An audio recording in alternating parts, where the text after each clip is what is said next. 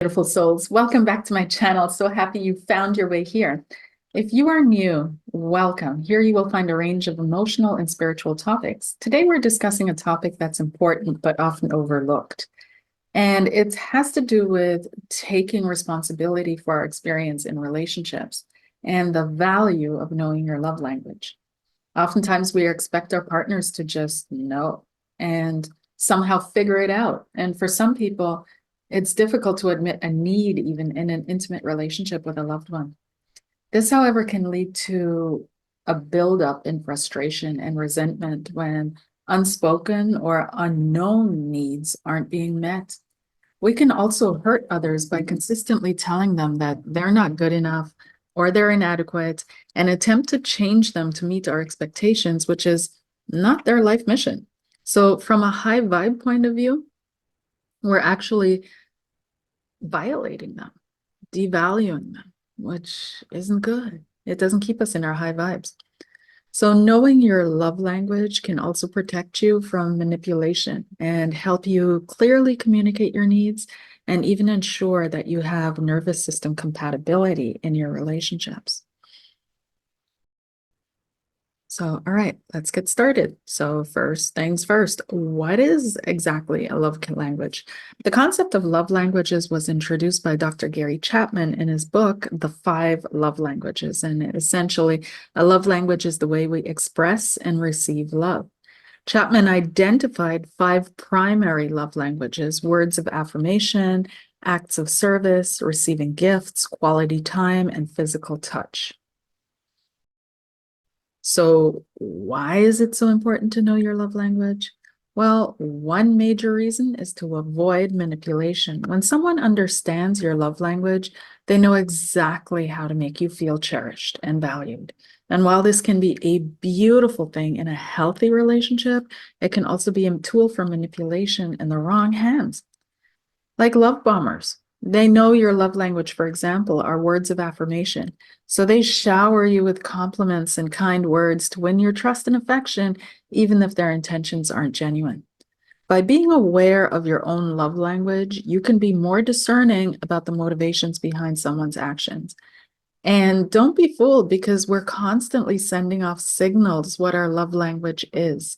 And so people that are able to read these signals know exactly where to place us and where to categorize us and know how to use us. So if you know what your love language is and what your expectation is, then you're not swept off guard and fall into the wrong situations and bad decisions. So you can differentiate between genuine affection and strategic flattery. Knowing your love language also helps you understand what you want and need in a relationship. This clarity is crucial. When you know what makes you feel loved and appreciated and valued, then you can actually communicate this to your partner instead of leaving them to guess, which often leads to misunderstandings, frustrations, resentments, and unmet needs. You can articulate your desire clearly. For example, if your love language is quality time, then you can let your partner know that you feel most loved when they spend uninterrupted time with you. This prevents frustration from building up because your partner is unknowingly not meeting your emotional needs. The importance of nervous system compatibility is fascinating. It's a fascinating aspect that needs to be addressed a lot more, I think, when we're speaking of relationships and how we relate to one another. Sometimes it's not intentional that someone is not seeing eye to eye with you on specific things that cause you stress. It's because they have a different nervous system buildup and from yours, right? So they deal with stress differently. And the nervous system plays a huge role in how we connect with others. When we talk about nervous system compatibility, we're looking as well at how well our stress responses, comfort levels, and emotional rhythms align with those of our partner. Think about it. Have you ever been around someone who just makes you calm and at ease? That's nervous system compatibility. On the flip side, I know you've been with people that have made you feel edgy and anxious, and that can be incompatibility at a fundamental level. Super important. So, knowing your love language contributes to nervous system compatibility. If your partner naturally speaks your love language, it aligns with your emotional needs, making you feel more secure, stable, and relaxed. Conversely, if there's a mismatch, it can create a sense of unease, pressure, and tension. So life is full of stressors, work, family, health issues, and the list goes on. How we manage these stresses within our relationships can make or break the bond we share with our partner. And this is where nervous system compatibility becomes even more crucial. When you're in a relationship with someone whose nervous system is compatible with yours, it means you both have similar ways of dealing with stress. You can support each other more effectively because you get each other. You understand what makes each other stress out. But also someone whose nervous system is compatible with yours. It might be the complete opposite, where you go up, they stabilize. Where you blow up, they're like, hey, stay calm, honey, it's okay. Right? So you want someone who's compatible with your nervous system. And sometimes it's not good to have someone who's on the same wavelength, because you feel like not doing anything and not dealing with a situation, and they do too, and you end up hiding out together. Like, that's not it. So if you can, manage to balance each other out so you stay afloat, then that's pretty good. But it's really important that you understand that someone else deals with stress differently, and you need someone who understands your nervous system, but you also need to understand theirs. So if both partners, for example, just a basic plain example, if both partners find solace in quiet time after a long day, they can create a peaceful home environment that aids in stress recovery. Yeah. So let's step on over to some practical steps to enhance nervous system compatibility and manage stress in your relationship. Number one, you guys, is what? Open communication. Regularly talk about your stressors, how they affect you, and this creates a mutual understanding, shared trust, and allows you to support each other. Mindfulness and relaxation practices.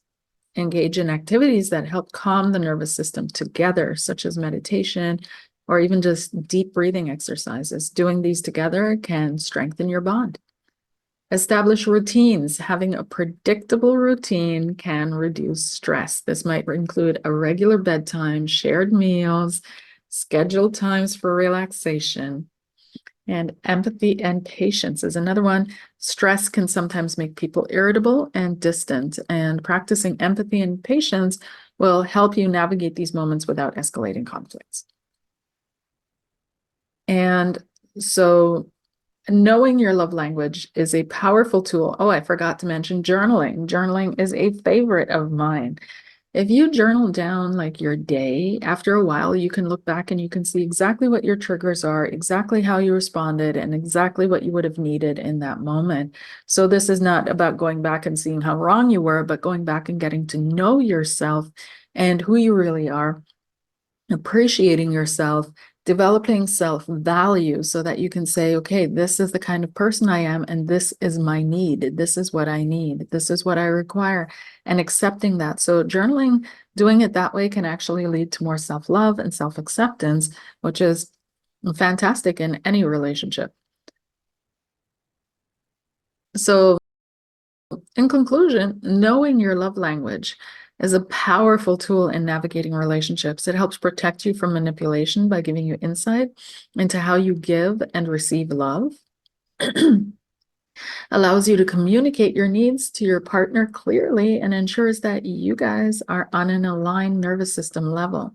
And remember that all relationships are built on trust, effort, respect, and time, guys. Time. By taking the time to understand your love language and that of your partner, you're laying a strong foundation for a loving and fulfilling relationship.